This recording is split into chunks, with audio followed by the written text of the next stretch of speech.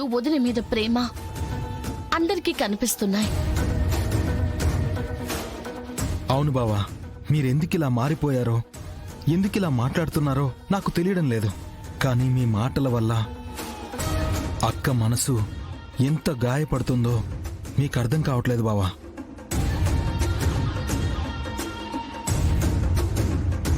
మీ మాటలు వెనక ఒక బలమైన కారణమైనా ఉండాలి, లేదా బలవంతమైన ఉండాలి. నాకు జరిగిన అన్యాయాన్ని తట్టుకోలేక పరువు పోతుందని ప్రాణం తీసుకున్నానే అనుకో. మన మధ్య జరిగిన విషయం ప్రపంచానికి తెలుస్తుంది. అప్పుడైనా కౌశికి నిన్ను వదిలేస్తుంది. నీ వల్ల కాదంటే చెప్పు సురేష్. లీగల్ గా ఏం చేయాలో అది చేసి న్యాయం కోసం ఫైట్ చేస్తాను.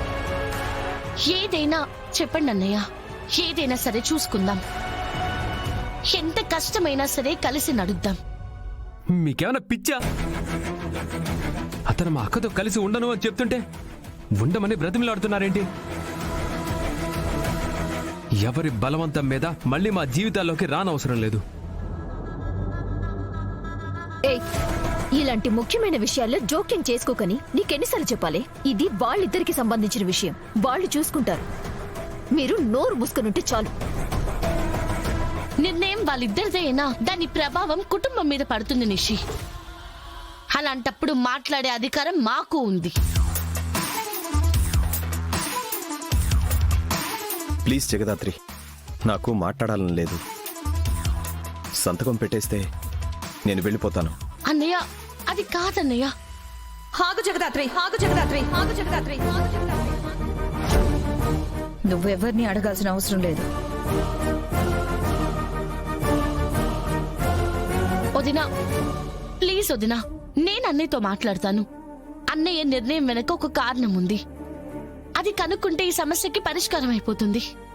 సురేష్ కుటుంబాన్ని నేనే దూరం చేశానని నింద వేస్తున్నాడు కదా, ఇంకేం వినాలి? నేను నింద వేయట్లే జగదాత్రి, నిజం చెప్తున్నాను. ఎందుకు ఇలా మాట్లాడుతున్నారన్నయ్య? అది నిజం కాదని, కారణంగా చూపిస్తున్న అబద్ధమని మీకు కూడా తెలుసు కదా. నేను నమ్ముతున్న నిజం అదే జగదాత్రి. కౌశికిని నా ఇంటికి తీసుకెళ్ళినప్పటి నుంచి నా జీవితంలో చాలా జరిగాయి. చాలా కోల్పోయాను కూడా. తిరిగి చూస్తే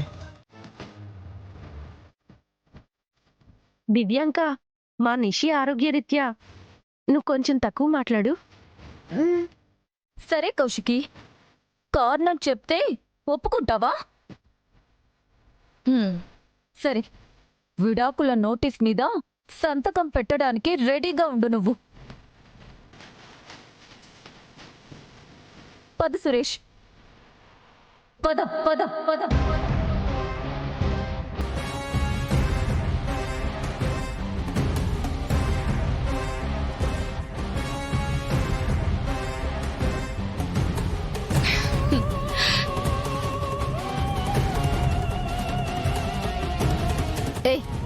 ఇక్కడ నవ్వుతూ ఏం చేస్తున్నారు?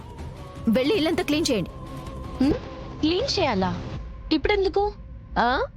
రేపు నా ఫ్రెండ్స్ వస్తున్నారు, పార్టీ చేసుకుంటున్నాం. ఇది ఇప్పుడు ప్లాన్ చేశారు? పొద్దునే వదినా. అత్తయ్య ఎప్పుడు ఇంట్లోనే ఉంటారు కదా, అందరూ వస్తే కొంచెం రిలాక్స్ అవుతారని.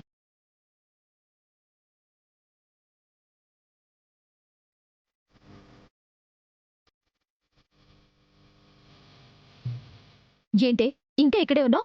పోయి ఇల్లంతా క్లీన్ చేయి. పో, అత్తయ్య నేను చూసుకుంటాను. పోవే.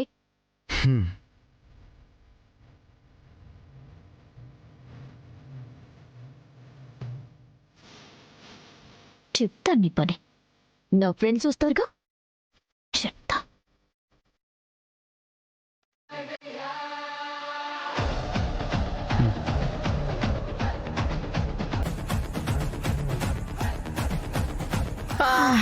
అమ్మో,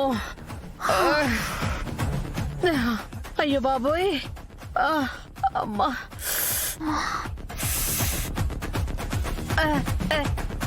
అమ్మో, ఎట్టా పక్షవాతం వచ్చినట్టు నటించడం అంటే ఆ కుర్చీలో కూర్చొని సేవలు చేయించుకోవడం అనుకున్నాను గాని అబ్బోడా ఇది ఇంకా నా వల్ల కావడం లేదురా.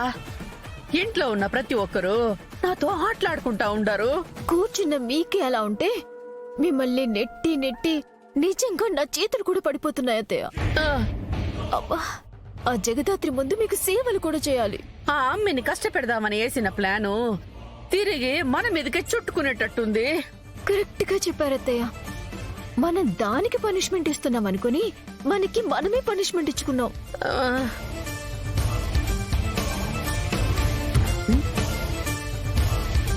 అమ్మా అమ్మా ఏంటి ఏం చేస్తున్నావు? రే అబ్బోడా, కూర్చొని కూర్చొని నడిచేది మర్చిపోతే మీరే మళ్ళీ నాకు నడక నేర్పించాలరా. ఆ పని కూడా మేమే చేయాలా? ఆ? అమ్మా మీ ఇద్దరం టెన్షన్ పడకండి. ఇంకొక వారం రోజు లోపుకి పడితే ఆ? నీకు నిజంగా పక్షవాతం రాలేదని నిరూపించలేకపోతే వాళ్ళ ఇంట్లో నుంచి వెళ్ళిపోతారు. అయితే ఏందిరా అప్పటిదాకా ఇట్నే కుర్చీలో కూర్చొని కారం తింటూ ఉండాలనా ఏంది? నేను అందరి ముందు అత్తయ్యకి సేవలు చేస్తూనే ఉండాలా?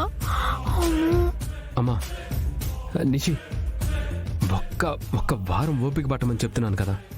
కొన్ని కావాలంటే కొన్ని భరించక తప్పదు. బా జగదాత్రి కేదార్ని బలంతో కొట్టలేం, తెలివితో కొట్టలేం. ఇలా షరతులతోనే కొట్టగలం, దొంగ తెలివితోనే కొట్టగలం. ఆ అమ్మికున్న దొంగ తెలివితేటల్ని కొట్టడం అంత సులువు కాదురా. అయినా అమ్మి నువ్వేంది ఏదో పార్టీ అని చెప్పుండావు? అవును నిష్క, ఉన్న పనులు సరిపోలేదని మళ్ళీ ఎక్స్ట్రా పనులు ఎందుకు? ఆ పనులు మనం చేయాలంటే భయపడాలి కానీ జగదాత్రి చేస్తే చూసి ఎంజాయ్ చేయటానికి ఎందుకు భయపడాలి? ఆమె చేయడం ఏందమ్మీ? ఇవాళ మీకు కారం తినిపించి ఇద్దరు బయటికి వెళ్లారు కదా, ఆ, అందుకే పార్టీ పేరు చెప్పి ఇల్లంతా కడిగించి తుడిపించి ఏడిపించి ఆఖరికి అది దాని మొగుడు ఈ పని తన వల్ల కాదు అని ఇల్లొదిలి పారిపోయేలా చేద్దాం.